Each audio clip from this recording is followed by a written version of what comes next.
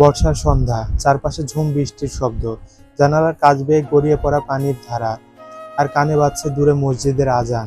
রাফি বিছানায় বসে গিটার হাতে নিচু গলায় একটার পর একটা সুর তুলছে, কিন্তু মনের ভেতর যেন কিছু একটা বাধা দিয়ে রাখছে। অনেকদিন পর নিজ গ্রামের বাড়িতে এসেছে সে। শহরের ব্যস্ত জীবন থেকে ছুটি নিয়ে এসেই যেন ফেলে আসা একটা পুরনো আবেগ আবার তাকে ঘিরে ধরেছে। এই বাড়িতে তার শৈশব কেটেছে, চাচা চাচি কাজিনদের সঙ্গে, কিন্তু সবচেয়ে বেশি স্মৃতি যে মেয়েটার সঙ্গে, সে হলো নেহা, তার চাচাতো বোন। তখন রাফি ক্লাস 7-এ আর নেহা ক্লাস 6-এ পড়তো। দুজনের মধ্যে যে সম্পর্ক গড়ে উঠেছিল সেটা নিছক ভাই বোনের ছিল না, এটা তারা নিজেরাও বুঝতে পারতো না। নেহা খুব হাসি খুশি, দুষ্টু আর খুবই আবেগপ্রবণ। সে ছিল রাফির সঙ্গী, বন্ধু আর গোপন কথার এক কাজ, যেখানে রাফি তার সব কথা বলতে পারত। তুই জানিস রাফি, আমি বড় হয়ে আর্কিটেক্ট হতে চাই। এমন একটা বাড়ি বানাবো যেখানে শুধু আমরা থাকবো, তুই আর আমি। নেহার কিশোরী স্বপ্ন ছিল।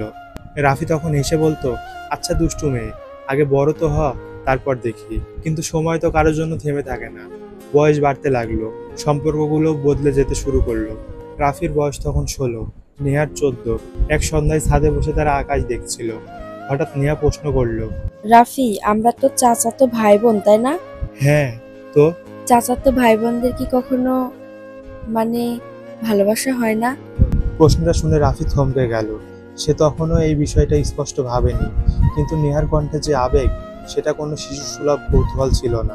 আমি জানি এটা সমাজ মেনে নেয় না, নেহা বলল চোখ নামিয়ে, কিন্তু আমি তো কখনো কাউকে এতটা আপন মনে করিনি। তুই ছাড়া আমার জীবন কল্পনাও করতে পারি না। রাফি কিছু বলল না, তার মনের ভিতর যেন ঝড় উঠছে।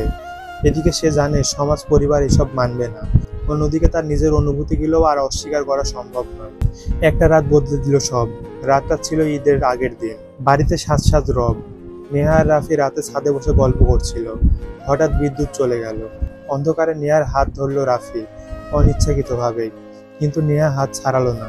কিছুক্ষণ পর বিদ্যুৎ চলে এলো। চোখে চোখ পড়লো দুজনের। নেহা ধীরে বলল, ভালোবাসা কি সত্যি আমাদের জন্য নিষিদ্ধ?